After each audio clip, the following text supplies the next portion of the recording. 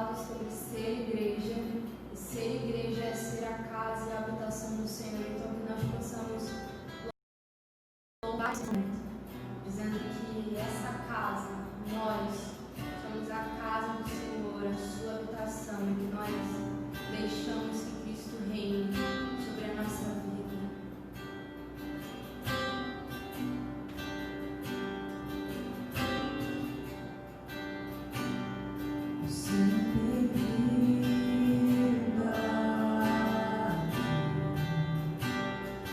Casa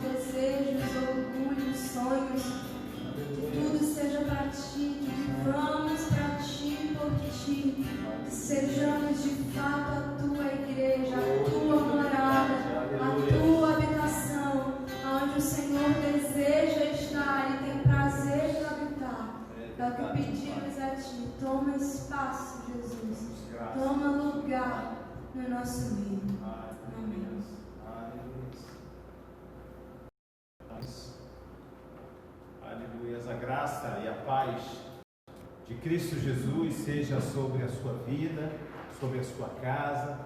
Que nessa noite o Espírito Santo fale ao teu coração tudo aquilo que o Senhor já tem preparado nele mesmo, no coração dele, para o seu coração.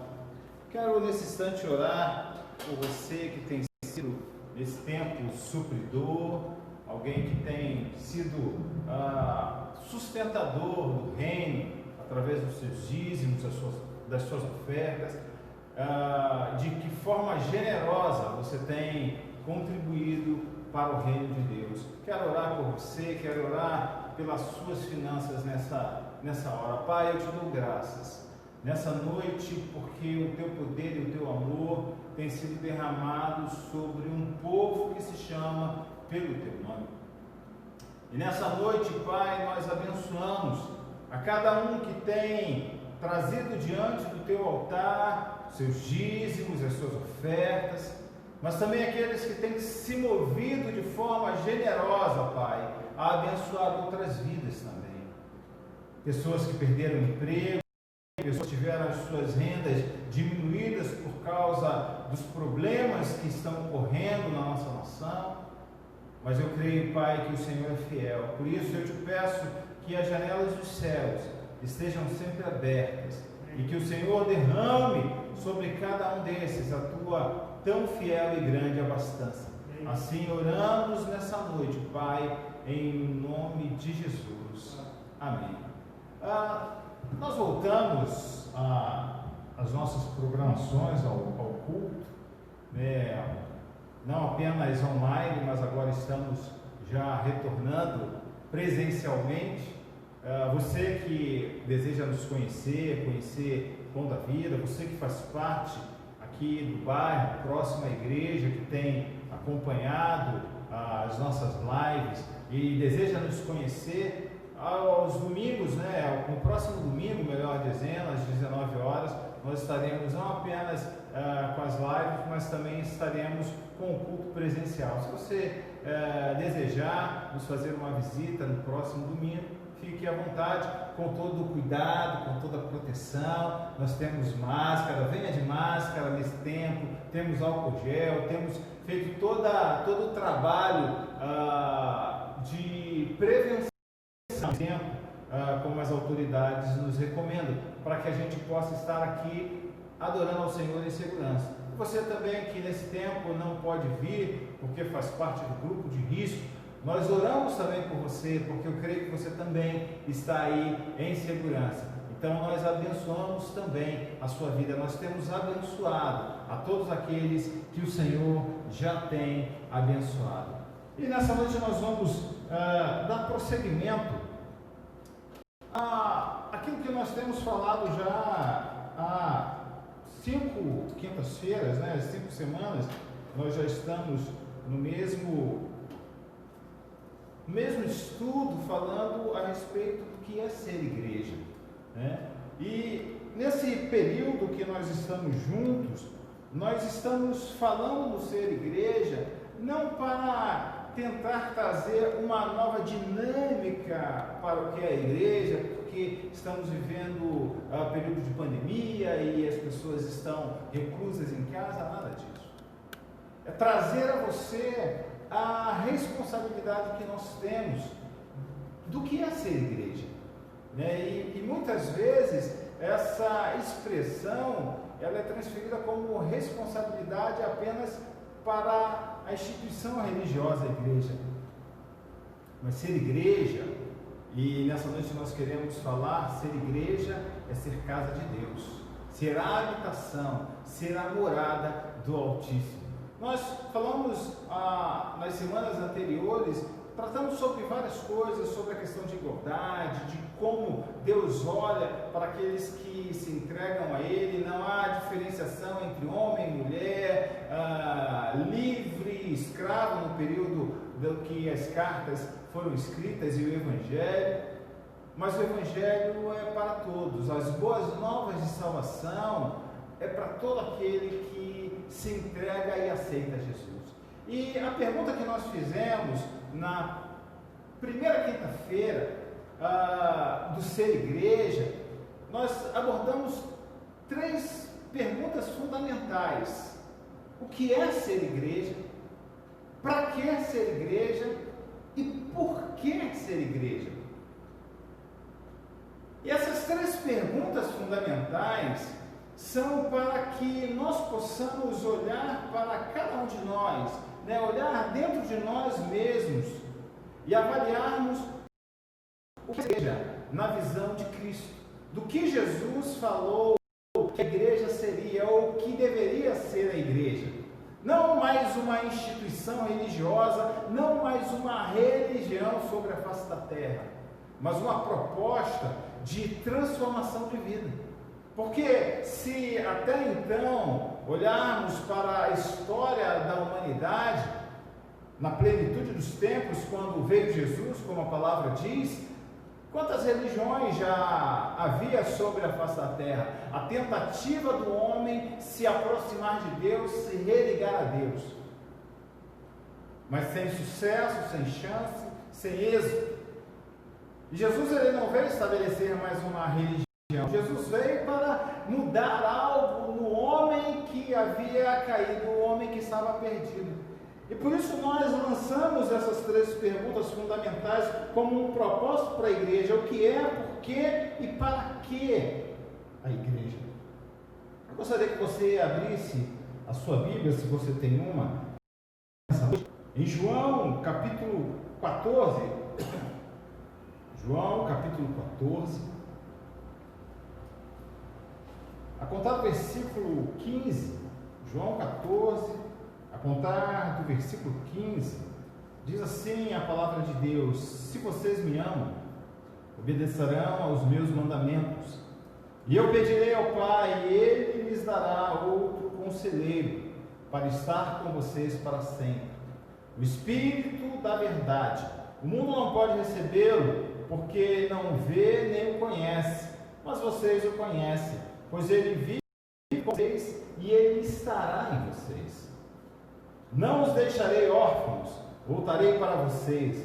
Dentro em pouco tempo o mundo não me verá mais, vocês porém me verão, porque eu vivo, vocês também viverão. Naquele dia compreenderão que eu estou em meu Pai, vocês em mim e eu em vocês.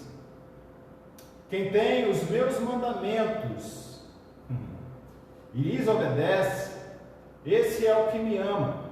Aquele que me ama será amado por meu Pai. Eu também o amarei e me revelarei a ele. Disse então Judas, não Iscariotes: Senhor, a te revelarás a nós e não ao mundo. Respondeu Jesus: se alguém me ama, obedecerá a minha palavra. Meu Pai vai amar. Nós viremos a Ele e faremos morada nele. Aquele que não me ama não obedece às minhas palavras. Essas palavras que vocês estão ouvindo não são minhas, são de meu Pai que me enviou. Pai, esta é a tua palavra. Fala aos nossos corações nessa noite, em nome de Jesus. Capítulo 14, alguns versículos antes, na verdade a partir do primeiro versículo do capítulo 14, Jesus está tendo uma conversa com seus discípulos, dizendo que ele estaria indo para o Pai e ele faria muitas moradas, ou na casa do meu Pai há muitas moradas, como o início do capítulo 14 fala. E para o judeu, quando falava a respeito de casa de Deus, ou quando se estabelecia a casa de Deus, para todo judeu era tão comum e tão simples que ele pensasse imediatamente no templo de Jerusalém. Porque falar de casa de Deus era falar de um lugar físico, um lugar onde havia uma estrutura religiosa, onde havia lá o sacerdote, onde havia o sacrifício. Porque então, Deus não poderia morar, habitar dentro do coração do homem. Nós olhamos lá para o Velho Testamento e vemos quando Deus estabeleceu o tabernáculo, Deus disse que estaria habitando no meio do seu povo. estaria habitando no centro, e até mesmo a forma estabelecida do acampamento do povo de Israel, o tabernáculo ficava exatamente no centro do acampamento. Mas agora, quando nós falamos de nova aliança, nós falamos a respeito de onde Deus habita. Qual é o lugar que Deus habita? Porque Jesus está falando aos seus discípulos, né? Eu vou para o Pai, mas aquele agora que me ama, esse precisa obedecer os meus mandamentos. E se ele obedece os meus mandamentos, eu também o amarei, o Pai também o amará, e nós iremos e faremos nele morada.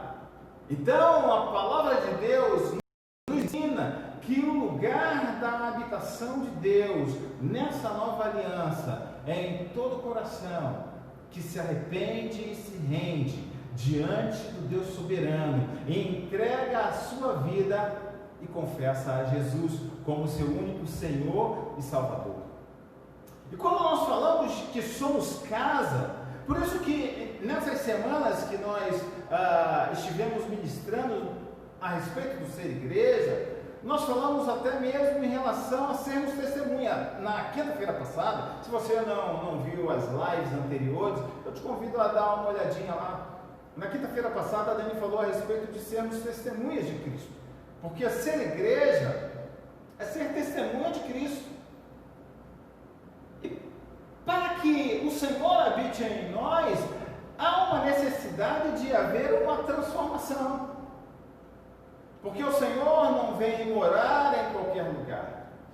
Atos, no capítulo 7, se não me falha a memória, o primeiro mártir da igreja, Estevão, ele está lá falando a respeito de Cristo ao povo judeu, e diante dos doutores da lei, ele usa uma expressão dizendo: Deus não habita em tendas feitas por mãos de homens. Deus não habita em tendas feitas por mãos humanas.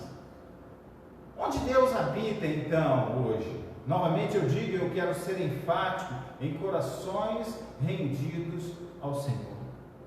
São nesses lugares que é a verdadeira habitação. É claro que quando nós nos juntamos como congregação local, nós estamos nos juntando como igreja, é verdade. Porque eu, como indivíduo morada de Deus, eu sou igreja. Você, como indivíduo morada de Deus, você é igreja. Você, indivíduo morada de Deus, você é igreja. Mas quando nós nos reunimos como corpo, nós estamos nos reunindo também como igreja de Cristo. Por isso que a palavra de Deus vai dizer que nós não devemos deixar de congregar. É tão importante o congregar, é tão importante o estarmos juntos, porque o Senhor também não nos fez para andarmos sozinhos, separados ou isolados. Já que eu sou o templo do Espírito Santo, já que eu sou a igreja do Senhor, eu por mim mesmo me basto, pronto, acabou. Não é isso que a palavra de Deus diz. Porque como nós fazemos parte de um corpo, e esse corpo tem vários membros, né, e podemos olhar de uma forma tão simples, como se cada um de nós fôssemos membro desse corpo, nós precisamos uns dos outros. Isso só se dará em comunidade, em comunhão. E aí é onde nós falamos algumas quintas-feiras atrás sobre a manifestação do amor, que é uma característica presente do que é ser igreja. Falamos sobre fidelidade, falamos sobre perdão, falamos sobre características que estão sempre presentes ou devem estar presentes naqueles que são igreja, naqueles que são a habitação do Senhor. Mas Estevão está lá em Atos falando, no capítulo 7, a respeito no versículo 48, para ser mais exato, que Deus não habita em casas ou templos ou tabernáculos feitos por mãos humanas. É tão interessante quando Jesus está conversando com os seus discípulos, aqui no capítulo 14, e ele está falando no versículo 23, que se alguém me ama, obedecerá a minha palavra, eu amará, nós viremos a ele e faremos morada nele. Aquele que não me ama, não obedece às minhas palavras. Ele está falando, é bem claro que para habitar, para ele vir morar, nós precisamos obedecer a sua palavra. Mas não é apenas obedecer a sua palavra naquele momento do encontro com Cristo, porque o momento ele é específico, ele é especial. Mas ele precisa trazer a nós a transformação que esta palavra nos convida. Porque é muito mais do que fazer parte de uma instituição religiosa. Porque alguém pode fazer parte de uma instituição religiosa e você pode dizer, pode não ser igreja. Pode apenas fazer parte de um grupo, mas não se deixou transformar pela palavra, ou seja, Cristo não habita nele. Porque uma vez que a pessoa se torna a habitação ou morada de Deus, o templo do Espírito Santo, precisa haver uma transformação. Por isso que Paulo vai falar lá no capítulo 12, que nós não devemos nos conformar com esse mundo, mas devemos nos transformar, ou transformar o nosso entendimento pela renovação, ou renovar o nosso entendimento por essa palavra, para que possamos experimentar a boa, agradável e a perfeita vontade de Deus em Cristo Jesus. João, ele menciona quando Jesus está perguntando a respeito do que as pessoas pensam dele, lá em Mateus, no capítulo 16, se você puder ir lá, Mateus, capítulo 16,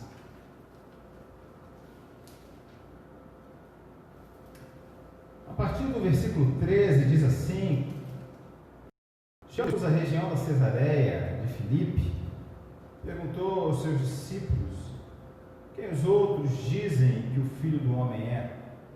E eles responderam: alguns dizem que é João Batista, outros Elias, e ainda outros Jeremias ou um dos profetas.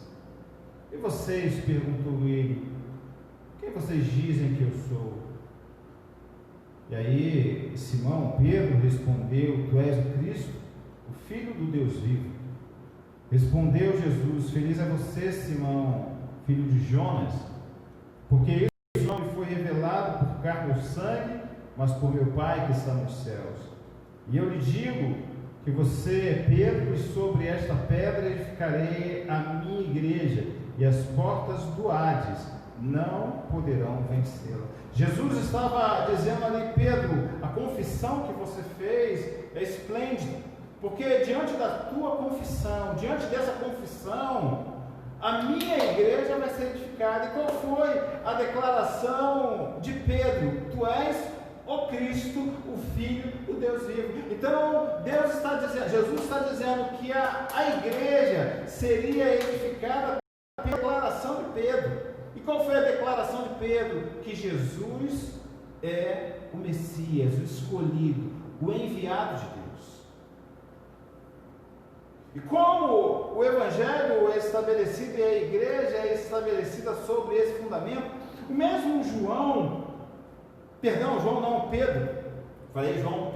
Pedro vai fazer essa declaração. O mesmo Pedro, lá em 1 Pedro, se você puder abrir, no capítulo 2, no versículo 4 e versículo 5, ele vai dizer que Jesus é a pedra. E como a palavra diz, a pedra de esquina, a pedra que foi rejeitada pelos os construtores. Mas Pedro também vai dizer que nós podemos crescer, ou que estamos em Cristo, crescemos como casa espiritual, porque nós também fomos feitos em Cristo como pedras vivas. Eu e você somos pedras vivas para a edificação de uma casa espiritual. firmados no Evangelho de Cristo Jesus, pela verdadeira declaração que Pedro faz: tu és o Cristo, o Filho do Deus vivo. Mas nós, como a responsabilidade de casa, nós também precisamos compreender que a nossa posição, ela fala. Ou melhor, ela precisa falar. Através do nosso exemplo, através do nosso testemunho, através das nossas declarações, através do nosso comportamento. Por isso que nesse período nós aproveitamos bastante para dizer que você é casa de Deus, que nós somos casa de Deus. Porque quando nós falamos do templo, quando nós nos remetemos ao templo, quando nós falamos desse lugar como igreja, não é errado falar, mas quando nós nos remetemos, nós transferimos o que é a nossa responsabilidade como casa para o templo. Ou seja, transferimos a nossa responsabilidade como indivíduos em Cristo. Eu quero até remover um pouco essa expressão indivíduos e dizer filhos de Deus, a nossa responsabilidade de filhos de Deus para a instituição religiosa. Porque quando nós falamos de casa e olhamos toda a manifestação de Cristo, os ensinamentos de Jesus, estavam muito presentes nas casas. Estava muito presente na intimidade, na aproximação e na responsabilidade a que Jesus chamava a cada um a cumprir no seu tempo a transformação mediante a sua palavra. Eu volto aqui ao que falamos em João: aquele que me ama guardará os meus mandamentos. Ou seja, cumprir aquilo que Jesus falou, aquilo que Jesus ensinou. Jesus passou, em média, 3 anos, aproximadamente 3 anos e meio, com os seus discípulos, ensinando aos seus discípulos diversas coisas. Eu costumo dizer que o ensinamento de Jesus é, em todo tempo, um ensinamento extremamente simples. Mas o simples não remove o poder e a autoridade. Porque Jesus sempre ensinou com a autoridade, mas sempre ensinou também com a simplicidade. Quantas vezes os homens religiosos daquele lugar desprezaram a Jesus, até mesmo pela forma do como Jesus se comportava. Alguns olhavam para ele e diziam assim: ele é filho do carpinteiro, como se fosse algo tão simples, e deixavam de ver nele a excelência do Filho de Deus, o Messias, aquele que estava ali para trazer a transformação, ou seja, para fazer aquilo que até então não podia ser feito: Deus habitar no homem, porque até então o homem não tinha condições de receber Deus em si, por causa do pecado. E a palavra de Deus diz que é o que faz separação entre o homem e Deus, é o pecado. E havia o pecado presente de Adão, a separação do homem e de Deus, onde Deus não podia habitar no homem. Mas agora Jesus vem, e Jesus estabelece um novo ambiente de moradia. E novamente eu digo: o coração de cada homem e de cada mulher que se dispõe a se entregar e a reconhecer o sacrifício de Jesus. Em casa, nós precisamos também de uma responsabilidade pessoal. Porque, novamente, eu vou usar essa expressão: quando nós trazemos a igreja para a dimensão do templo, é muito fácil transferir a responsabilidade dizendo: não, a responsabilidade é da igreja. Ora, mas afinal de contas, quem é a igreja? É a instituição? Ou somos nós que estamos em Cristo?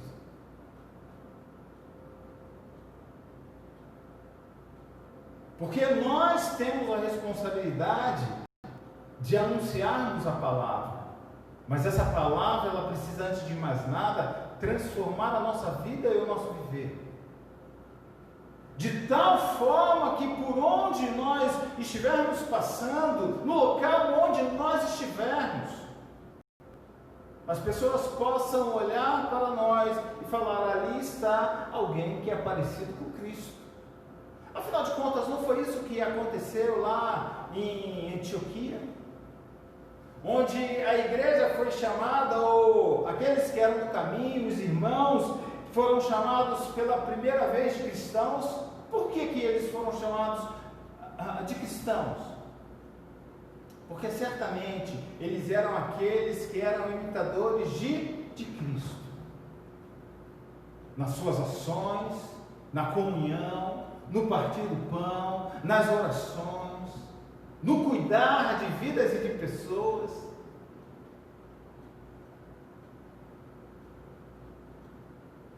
E nós olhamos hoje, muitas vezes pensando na instituição, e esquecemos da responsabilidade que nós temos como casa. Porque como casa, nós também temos um ambiente tão íntimo, né? Porque lá em casa, né, eu brinco de vez em quando, lá em casa o que a gente tem bastante, hoje eu estava fazendo a conta, a gente tem a mesa lá em casa, né? A gente tem muita mesa lá em casa. E uma grande, algumas quintas-feiras, que nós transmitimos a live lá de casa, nós fizemos um convite a você, através da live, a sentar juntamente conosco à mesa. Porque mesa traz aquele ambiente de intimidade, não é verdade? Mesa traz aquele lugar de aproximação. Quando nós convidamos alguém para estar lá na nossa casa, geralmente os papos eles rolam, é claro, que na sala, no sofá, mas geralmente a gente para num lugarzinho bom da casa comer, né? É de praxe. E quantas vezes nós já sentamos na mesa como família e a mesa é o lugar onde nós compartilhamos as coisas boas, a mesa é o lugar onde nós compartilhamos as dificuldades, a mesa é o lugar onde muitas vezes a gente precisa dar um arroxo, né? Em meio à comida, quando a gente está comendo, né? Às vezes almoçando, jantando lá, fazendo um lanchinho, a gente está proseando, batendo um papo, e isso traz uma intimidade muito maior. Fala de aproximação. Por isso que quando nós falamos em relação a nós sermos casa, habitação, morada do Espírito, nós estamos falando de uma aproximação, uma proximidade mais íntima. Não que a gente não seja templo, porque a própria palavra diz que nós somos o templo do Espírito Santo. Não quero remover essa realidade, mas quando nós falamos de templo na questão da instituição religiosa mesmo, nós falamos de muitas vezes um lugar distanciado, onde nós chegamos, a paz, tudo bem, damos aquele abraço, né? Eu gosto muito de abraçar, os irmãos sabem disso, né? De abraçar, de dar um beijo, mas ok, nós vamos embora, vida segue. Ouvimos um pouco mais das suas necessidades, mas quando nós chamamos alguém para a mesa, nós queremos ouvir do mais íntimo e queremos partilhar ou repartir do pão. Quando Jesus é crucificado e logo assim que ele ressuscita, alguns discípulos que estavam assim meio borocochô, meio chateado, meio entristecido, que estavam indo em direção a uma cidadezinha chamada Emaús, um vilarejozinho chamado Emaús. E Jesus aparece a eles ali no caminho de Emaús, Jesus começa a conversar com eles e eles falam assim: poxa, você é visitante, você é viajante, você é forasteiro, você não sabe o que aconteceu.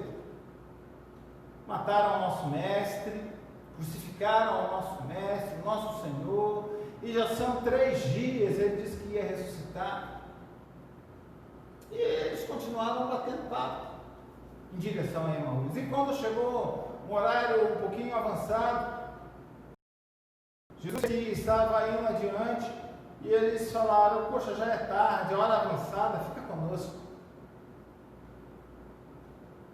Jesus fica, e no momento em que eles estão sentados na mesa, a palavra de Deus diz que Jesus, tendo dado graças, partiu o pão. E a palavra diz que nesse instante os olhos daqueles homens se abriram e eles puderam ver que aquele que estava ali, ainda que com o tempo em que eles estavam conversando, a declaração deles mesmo, que o coração deles ardia, mas naquele momento tão íntimo, né, de partir o pão, eles puderam ver nessa expressão tão simples, mas também tão poderosa, da presença de Cristo. A responsabilidade de cada um de nós de sermos igreja, entendermos que somos casa de Deus, morada, habitação do Senhor, é que para nesse tempo nós possamos chamar outros a poder sentar-se à mesa,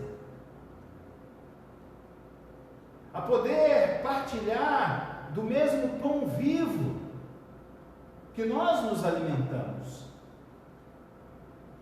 Porque o objetivo da igreja não é outro a não ser testemunhar de Cristo. Podermos trazer irmãos, ou fazer daqueles que ainda não são irmãos, ao conhecimento de Cristo, para terem as suas vidas transformadas e passarem também a ser a habitação, a ser casas vivas ou pedras vivas nessa construção chamada igreja. Por isso que nessas quintas-feiras nós nos preocupamos em falar a você com esse tema do ser igreja. Porque a igreja, e eu quero enfatizar, ela vai além das quatro paredes da instituição religiosa, do que nós chamamos de templo. Porque aqui é o lugar onde nós nos reunimos, é verdade? Mas você está na sua casa agora. Você que não pôde vir essa noite por causa do isolamento social, por causa das prevenções aí do alto risco, você continua sendo igreja. E a nossa responsabilidade em saber que nós somos igreja, não é ser igreja apenas quando pisamos nesse lugar, instituição. Eu dou boas gargalhadas com meu irmão, para quem não conhece, Marcelo, pastor, também. Ele às vezes, a gente brinca muito, conversa muito, e ele às vezes usa algumas expressões, né, que é uma realidade. Talvez você já possa ter visto alguém dessa forma, pessoas que fora das quatro paredes, chamada instituição religiosa, igreja, vivem de uma forma completamente mesquinha, egoísta, e use qualquer expressão que você quiser. Mas quando passa ali pelos portais, né, da instituição, às vezes muda até a entonação de voz, né? Glória a Deus, aleluia, né? A gente até brinca, né? Aí o irmão até fala, só falta botar um par de asas e fazer assim. Porque não adianta mudar a conduta quando se atravessa os portais da instituição. Porque nós precisamos ser igreja onde nós estamos. Diante dos nossos acordos, diante dos nossos negócios, diante do nosso trabalho, diante da faculdade, da escola, da vizinhança. E nesses dias nós falamos no Ser Igreja para mover você e sacudir nós como filhos de Deus, de como as pessoas têm olhado para nós. O que elas veem? Ou como elas nos veem? Uma vez alguém disse assim: mas na minha vida eu não devo nada a ninguém. Ok, de uma certa forma isso é verdade. Mas a palavra de Deus vai falar que a ninguém deveis nada a não ser o amor. Isso aí, obrigado, Martinha. A não ser o amor. Então, o princípio que a palavra de Deus vai falar sobre amor, é claro que eu devo. E se eu olho para o meu próximo com o mesmo amor que Cristo olha para mim e me amou, ok. Se eu ajo para com o meu próximo com o mesmo amor que Jesus, amém. Esse é um livro um tanto quanto antigo, que ele tem um título muito sugestivo: Em Seus Passos, o que faria Jesus? Nós já lemos algumas vezes esse livro e é tão interessante. Convite de um pastor de uma determinada congregação, onde ele teve uma experiência, claro, uma experiência pessoal, particular com Cristo. E ele levou a congregação a fazer uma pergunta: se nos seus relacionamentos, nos seus acordos, nos seus negócios, se Cristo estivesse ali, como Cristo agiria? Parece que para os nossos dias essa pergunta pode soar como loucura para alguns. Mas nós, como casa e habitação de Deus, não há outra pergunta a fazer: se fosse Cristo no nosso lugar, o que faria? Como tem sido o nosso posicionamento como casa de Deus, como filhos de Deus, como servo de Deus, onde nós estamos? E isso fala, eu volto à questão da mesa. Volta à questão da mesa, como eu me comporto à mesa. Porque quando eu falo de mesa, eu estou falando de comunhão. E alguns vão falar: mas comunhão é alguém que chama para perto. É verdade. Outro dia eu dei um exemplo aqui na igreja, né, de chegarmos no self-service. Eu posso sentar numa mesa no self-service e o camarada na minha frente, alguém na minha frente, comendo na mesma mesa do que eu estou comendo, ele não necessariamente tem comunhão comigo. Mas quando eu chamo para a realidade da minha casa, eu estou dizendo que alguém que está sentando à minha mesa é alguém que eu busco ter comunhão. E nesse momento do partir do pão, é muito mais do que um ato físico, é um momento de abençoar. Quero voltar à pergunta que eu fiz anteriormente. Nas nossas ações como igreja, como casa, como habitação do Espírito Santo, como morada de Deus, como as pessoas nos veem? Como se muda a nossa visão? Talvez você já tenha conhecido alguém que tenha passado por isso, talvez no seu bairro, na sua vizinhança, alguém que mora numa casa, e hoje eu passei em frente a uma e me chamou a atenção que era uma casa assim, num lugar muito, vamos dizer assim, propício, né? Um lugar bom, bem localizado, mas a casa basicamente ela não é notada, porque é uma casa muito largada, as vidraças quebradas, o muro despencando, e às vezes a gente passa, né, pela frente, só olha assim e desdenha do lugar. Mas quando alguém resolve reformar, transformar aquilo que estava largado, abandonado, coloca uma fachada, dá aquele banho de tinta, a gente passa e fala, uau, ok, está um lugar bonito. Eu não estou falando do estereótipo, porque alguém pode apenas no estereótipo dar aquele banho, aquela pintura, aquela transformação, trocar as vidraças, mas não adianta se dentro da casa continua um lixão. O que nós temos incentivado a você que tem nos acompanhado e nos ouvido a esses dias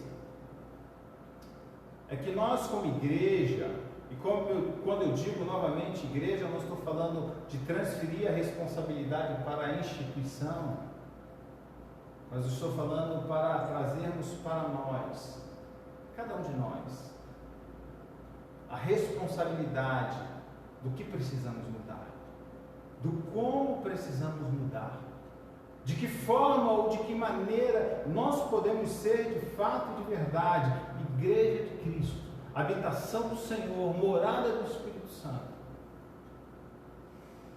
Não apenas quando atravessamos a porta da instituição, mas quando nós estamos na nossa casa, até mesmo em meio à nossa família,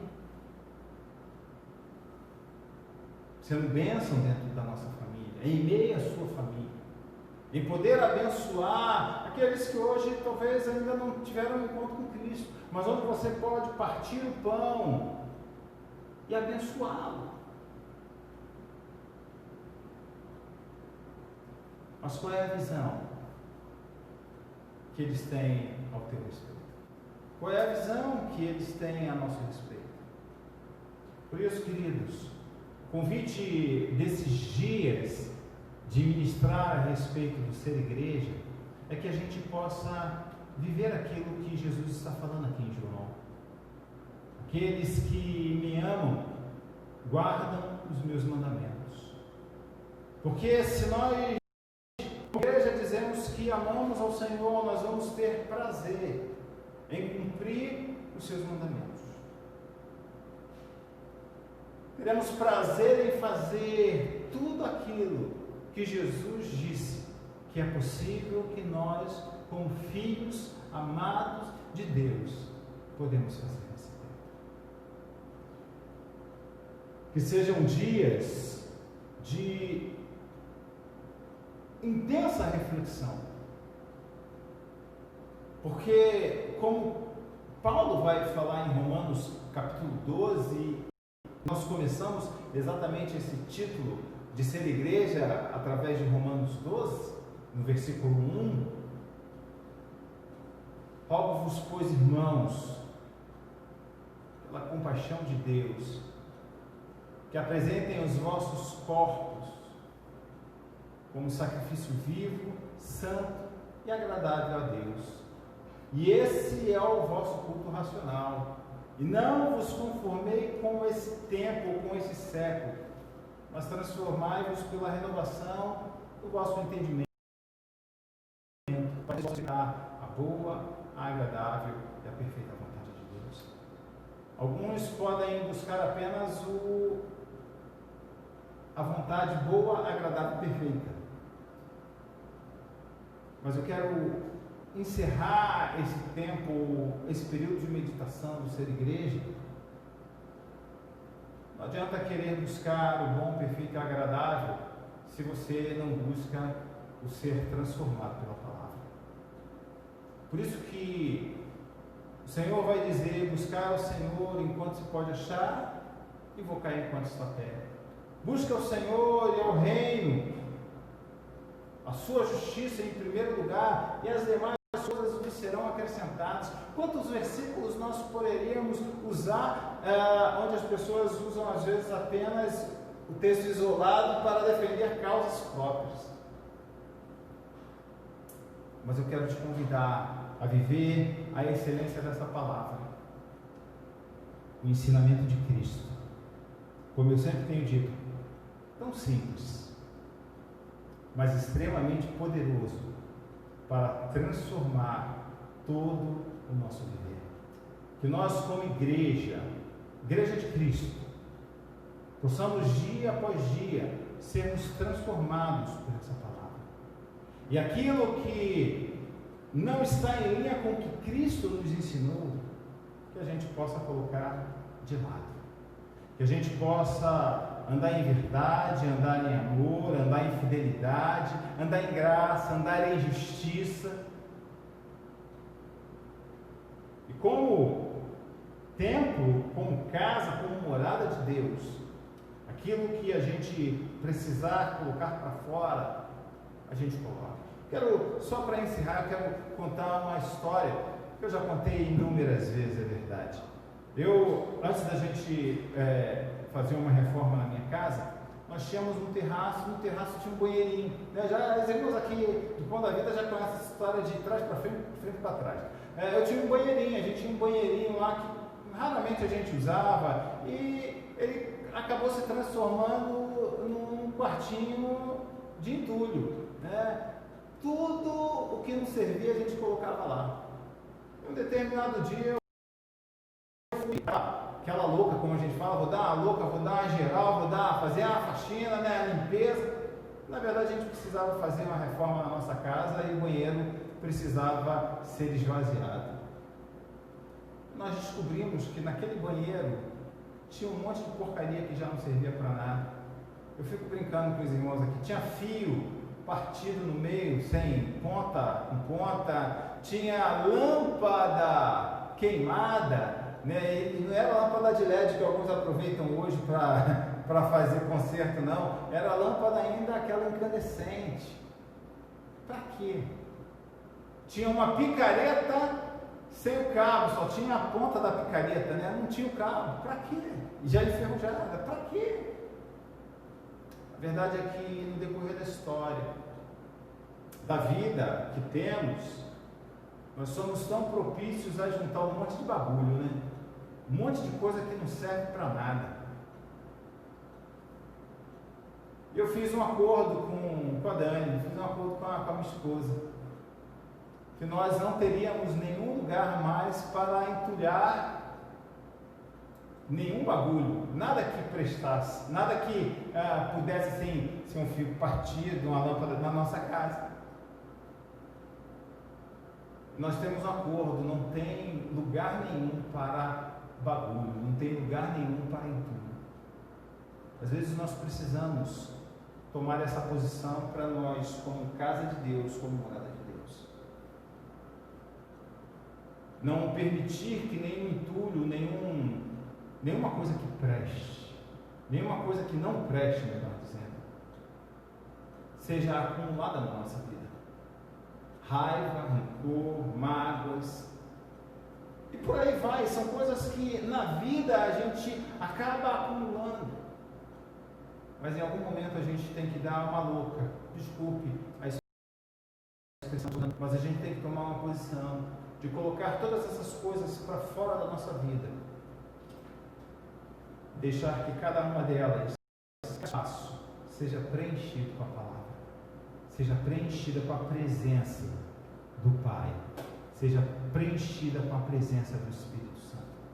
Que nenhum lugar na minha vida ou na sua vida possa estar ou vazia ou possa estar cheio de entulho que não serve para nada, mas que toda a nossa vida seja completamente cheia da presença, da unção, da graça, da justiça, do amor, da fidelidade de Jesus. Que nós possamos ser tão parecidos com Ele, que nós possamos ser tão parecidos com Ele, a ponto das pessoas olharem para nós e ver Jesus através da nossa vida. É assim que as pessoas têm olhado para nós? É assim que as pessoas têm olhado para a minha vida ou para a sua vida? Será que as pessoas estão olhando, estão vendo Cristo através de nós? Fica essa pergunta. Eu não posso responder por você, eu respondo por mim. Que o Senhor abençoe a tua vida e o teu coração. Você pode, nesse instante, feche os seus olhos, coloque a mão sobre o seu coração. Eu quero orar com você e por você. Pai, nós te louvamos por esse tempo rico, precioso e maravilhoso que podemos ter ao ouvir a tua palavra. Não queremos ser apenas ouvintes, como tu tens nos ensinado, queremos ser praticantes. Queremos praticar a cada dia a ponto de que as pessoas não vejam mais nós mesmos, mas que elas vejam Cristo em nós. Que a nossa oração nessa noite possa ser tal qual a declaração de João Batista. O que importa é que o Senhor cresça, que cada um de nós possamos diminuir, mas que a excelência do que somos seja o prazer e sempre do Senhor. Pedimos, Pai, que aqueles que estão nos ouvindo nesse tempo e precisam de um posicionamento transformador e restaurador, para que possam ser de fato igreja, não apenas fazer parte de uma instituição chamada, mas que possam ser de fato igreja, aonde estiver, possam se posicionar nessa noite, em colocar aquilo que não presta para fora, e deixar que o poder da tua palavra, viva e eficaz, esteja presente, confortando, consolando, fortalecendo, mas também restaurando tudo aquilo que precisa ser restaurado. Nós oramos nessa noite e te damos graças, Pai, porque o Senhor tem sido bom em todo o tempo e o teu amor dura para sempre. Muito obrigado, Pai. Nós te louvamos nessa noite, em nome de Jesus. Amém. Que a graça do nosso Senhor e Salvador Jesus Cristo, o amor de Deus, o nosso eterno Pai, a comunhão e a consolação do Espírito seja sobre a tua vida, seja sobre a tua casa. Assim eu te abençoo em nome de Jesus. Eu posso ouvir um amém seu, pega um amém aí, para a gente saber que você está junto conosco. Que Deus te abençoe poderosamente. Amém?